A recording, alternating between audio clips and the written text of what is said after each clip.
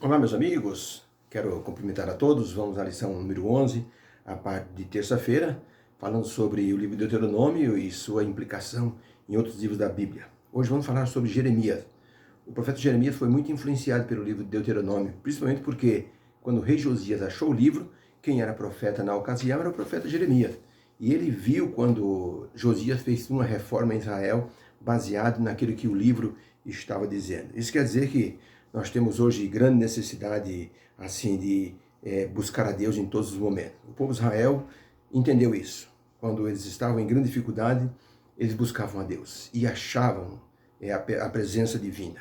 Eles viram a presença divina em muitas ocasiões. Assim, todo o esplendor, a glória de Deus no Monte Sinai, sobre a tenda da congregação, que era o tabernáculo, o santuário.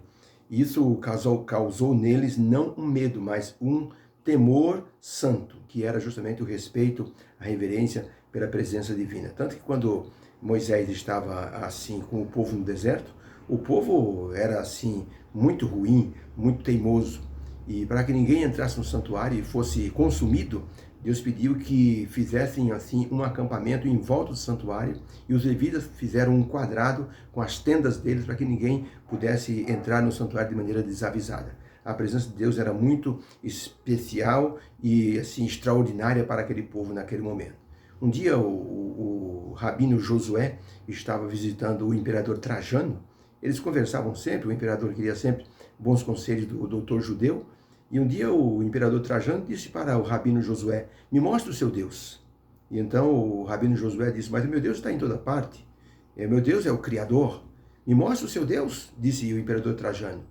O rabino Josué disse: olha, eu não posso mostrar o meu Deus porque nenhum ser humano consegue olhar para o fulgor da glória de Deus e ficar vivo, ou ficar com a vista boa, ficar cego de imediato. Mas se o Senhor me permitir, eu posso me mostrar um dos embaixadores do meu Deus. O imperador disse: então, eu gostaria de conhecer. Vamos lá fora, por favor. O imperador saiu junto com o rabino Josué para andar no jardim. Era um dia de sol muito quente, o sol estava no seu esplendor máximo. E o rabino Josué disse: olha, imperador, um dos embaixadores do Deus Criador, olhe para ele. O imperador Trajano tentou de todas as formas mirar o sol, mas o brilho do sol ofuscava o seu olhar. Ele disse: eu não posso, fico com a vista ofuscada. Então o rabino Josué disse: imperador, se o senhor não pode fitar nem por um instante um dos embaixadores, uma das criaturas feitas pelo meu Deus, como é que o senhor quer contemplar o grande Criador? Foi aí que o imperador Trajano se pôs meditativo e disse: é verdade, rabino Josué, me perdoe pela insolência. Então podemos dizer com isso que Deus se revelou ao povo assim no seu esplendor máximo no deserto, para que as pessoas pudessem testemunhar disso e falar disso para as gerações futuras. E hoje nós conhecemos a questão do esplendor de Deus por causa do testemunho dos judeus ali no deserto. A história ficou registrada como sendo assim um momento grandioso para o povo de Israel. Tem a pergunta número 4 da lição de terça-feira, que diz o seguinte: na promessa feita a Israel de que se eles buscassem o Senhor, iriam achá-lo, qual o motivo dessa promessa e o que isso tem a ver conosco? Vamos ao texto, Deuteronômio 4, verso 23, diz assim: guardai-vos e não vos esqueçais da aliança do Senhor vosso Deus, que tem tido convosco, e não façais para vós escultura alguma, imagem de coisa que o Senhor vosso Deus vos proibiu, porque o Senhor Deus, o vosso Deus é santo, é um fogo consumidor, um Deus zeloso. Quando vocês gerarem filhos e filhas, e vocês envelhecerem na terra, e vocês vos corromperdes e fizerem de alguma escultura a semelhança de alguma coisa, e fizerdes aquilo que é desagradável aos meus olhos, o Senhor teu Deus, então eu tomo hoje por testemunha os céus e a terra, que certamente vocês vão perecer na terra a qual passais a possuir, além do Jordão. Não prolongareis os vossos dias nela, nem sereis bem-sucedidos, porque sereis todos destruídos se adorardes imagens de alguma coisa. O Senhor vos espalhará entre os povos e ficareis poucos em número entre as nações, a qual o Senhor vos conduzirá. E ali servireis a deuses que são obra de mãos de homens, madeira, pedra, que não veem, não ouvem, não comem e não cheiam. Então, dali, do meio do cativeiro, buscarás o Senhor teu Deus, e o acharás quando buscares de todo o vosso coração, de toda a vossa alma. Então, para a pergunta, que promessa Deus fez a Israel e qual a situação que Deus estava falando para essa promessa e o que isso tem a ver conosco? Resposta para a pergunta, o contexto da promessa de buscar o Senhor era sobre a possibilidade do povo cair na idolatria e sofrer por causa disso. Se eles, no meio do cativeiro, da aflição, clamassem a Deus, certamente que o Senhor responderia ao clamor desse povo. Então, esse foi o teor, assim, da promessa divina. Deus estava dizendo, se vocês se voltarem para a idolatria, tenham a certeza, vocês vão perecer. Vocês vão ser espalhados pelas nações em redor. Vou deixar que conquistem vocês, vou tirar minha proteção de sobre vocês. Mas se vocês, no meio do cativeiro, clamarem a mim, me buscardes de todo o vosso coração, eu vos responderei. Olha o amor de Deus, que coisa impressionante. Há uma história de um pai que tinha uma filha e a filha brigou muito com o pai querendo que ela fosse na igreja. Ela disse, não vou igreja nenhuma, eu vou virar uma prostituta, pronto. E não é que a moça foi para o mundo da prostituição e o pai ficou muito magoado.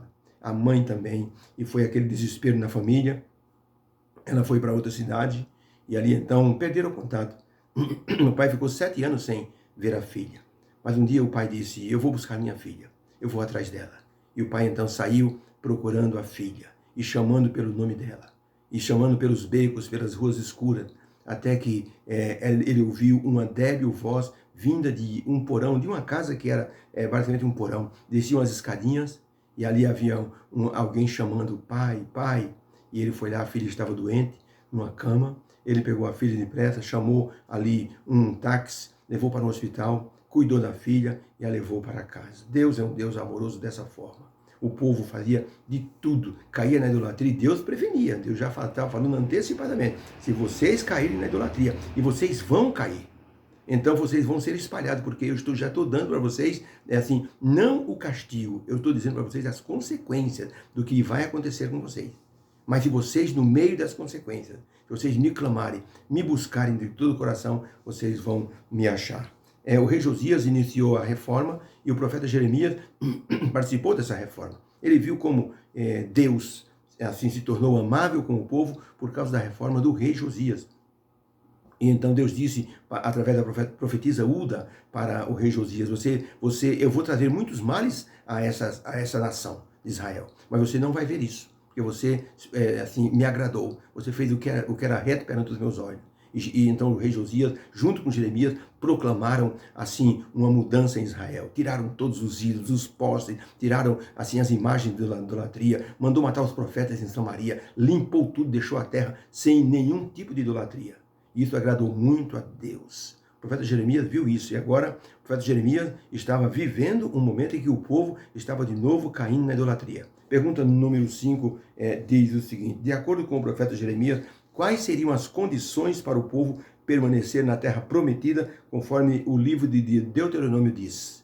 Então Jeremias, depois que o rei Josias passou, Jeremias viu o povo caindo na idolatria outra vez. E a pergunta é, para o povo permanecer na terra, qual era a promessa? Então diz aqui, Jeremias capítulo 7, veja como o livro de Deuteronômio influenciou Jeremias. Jeremias 7, de 1 a 7, diz assim, a palavra que da parte do Senhor veio a Jeremias é esta, põe-te à porta da casa do Senhor e proclama ali esta palavra e dize, ouvi a palavra do Senhor, todos de Judá e os que entrai pelas portas para adorares ao Senhor, melhorai os vossos caminhos e as vossas obras e eu vos farei habitar neste lugar. Mas se deveras melhorardes os vossos caminhos e as vossas obras, se não oprimirdes o estrangeiro e o órfão e a viúva, nem derramardes sangue inocente neste lugar, nem andardes após outros deuses para vosso próprio mal, eu vos farei habitar neste lugar, na terra que dei a vossos pais, desde os tempos antigos e para sempre.